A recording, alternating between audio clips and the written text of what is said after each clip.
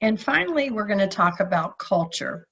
Again, I'll use myself as an example of culture. I was a corporate career out of Georgia Tech, doing very well. I was with the company 12 years. I was one of the higher level women in the company when I left, but I was very unhappy. And I actually went to an industrial psychologist and took a battery of profiles mid-career. And basically the industrial psychologist said, "What are you doing at this company? It is very bureaucratic, very slow moving. Decisions were made after not days, but generally months or years." And I was very frustrated at the company. So it really changed my life to take those profiles. And I never again worked for that type of a company and have since been involved in entrepreneurial type endeavors. So it can be a real thing to not be a good fit for the culture. And we say that culture eats strategy for breakfast, but culture can eat engagement for breakfast, lunch, and dinner. It can literally destroy a company to have a misfit between the employees and the culture.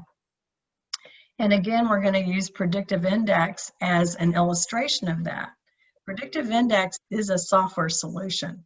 So obviously there's a lot of developers there. And we've already looked at predictive index management team. I've shown you an example of the average of the people that are on the management team there.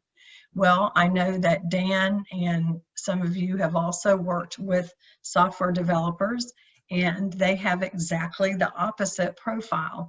They're less extroverted. They are very attuned to the details and the procedures as they should be, and generally have a higher level of patience. So there's a very big challenge within predictive index to create a culture for the development team that they feel comfortable with. So what they have done there is literally divide. I'll go back and show you the slide before. This is their office, the true office up in Boston. And whereas the management team has more open offices, you'll see a guitar back there and that kind of thing, the developers are on the other side of the floor, completely enclosed, and the area is very quiet with dim lighting and so forth. So they have created a subculture within predictive index that where they can attract developers, and the developers feel very nurtured and can be very successful in their positions, even though for the management team there's a totally different culture. We know that disengagement of employees is very expensive for companies, estimated at 450 to 500 billion per year. Actually, the statistic is about $34,000 for every $100,000 employee. So fixing this problem for companies is very important, but when you're looking for a job, it's very important to keep these 4 factors in mind. As Richard said, when you're out there in the job market and you're transitioning, keeping that in mind and opening it up for a conversation now, what do you think has the biggest impact on engagement? And do you have any questions about any of these 4 factors as you look for positions?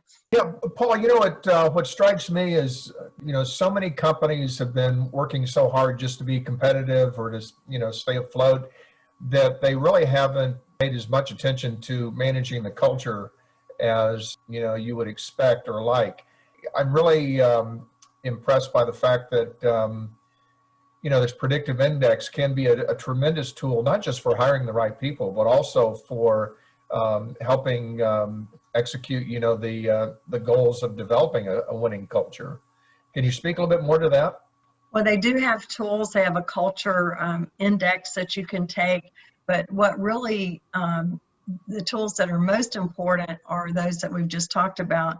Knowing what the team makeup looks like And if you go back to one of the first slides I had, you've got business strategy on the left-hand side and business results on the right-hand side.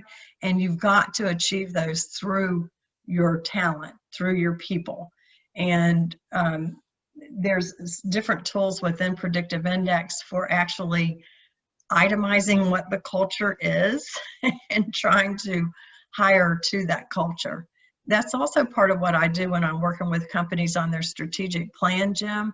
We spend a lot of time in that strategic planning looking at what is the culture of the company, and sometimes it's innate. I was working with a company that's 10 plus years old recently, and we got to that part of the strategic planning, and within 10 minutes, these employees very quickly identified the culture of that company. She had her whole management team in the meeting. Some of them had only been there for a few weeks. Some of them had been there with her the whole 10 years.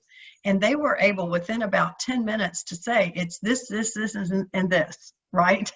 And it was kind of striking to see that happen, but she had innately just hired to the culture. She had hired to the kind of culture that she had created within the company. So some entrepreneurs can get it right even without tools, but there are some explicit tools that you can use to identify your culture and then make sure you're hiring to the culture.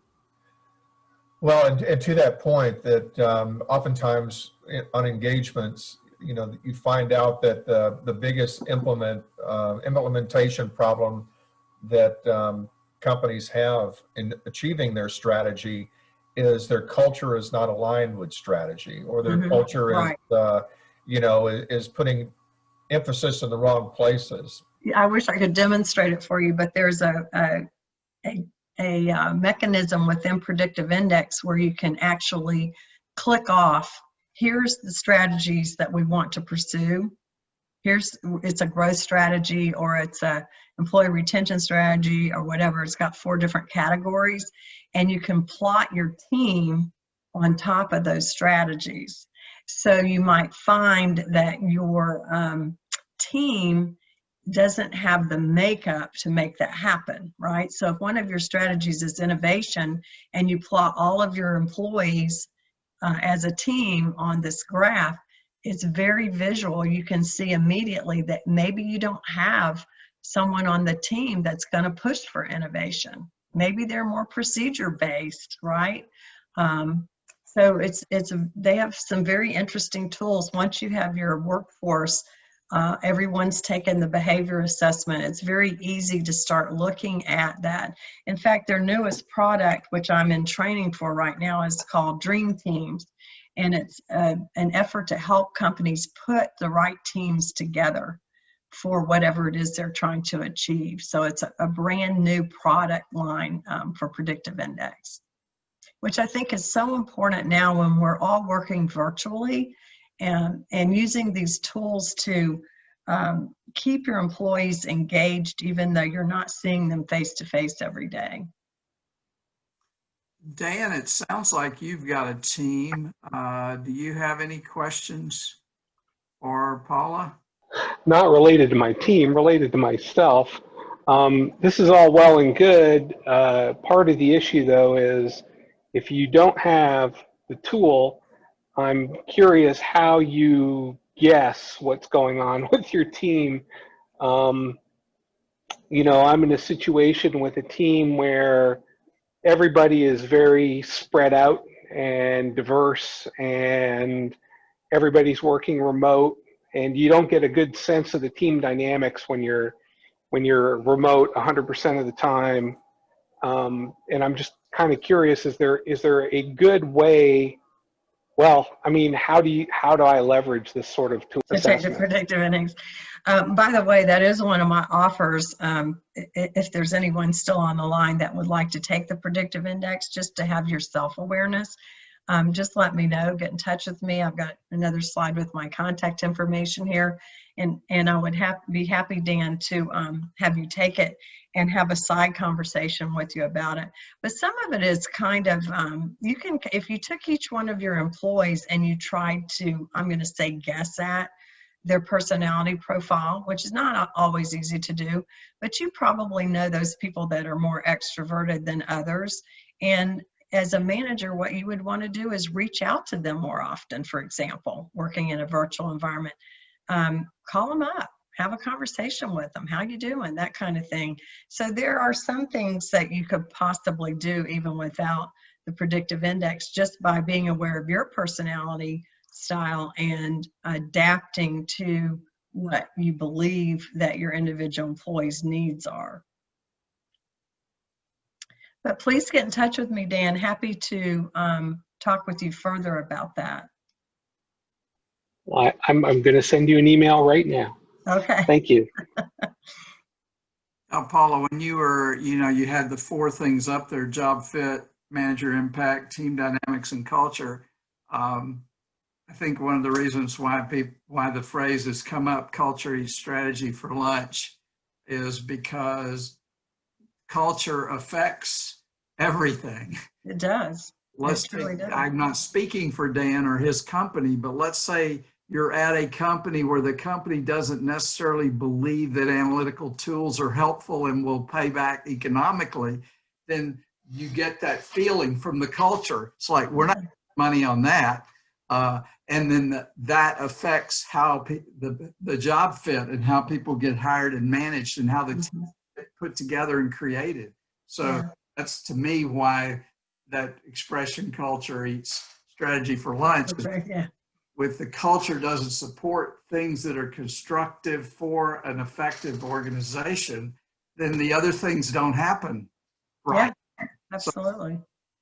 Yeah. Especially in small entrepreneurial organizations, Richard, as you know,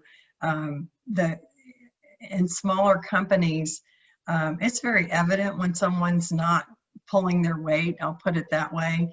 It's very evident what the entrepreneur's personality is. I'll put it that way. It's just more evident when it's a smaller company too. Well, Jim, thank you so much for the opportunity to present this morning.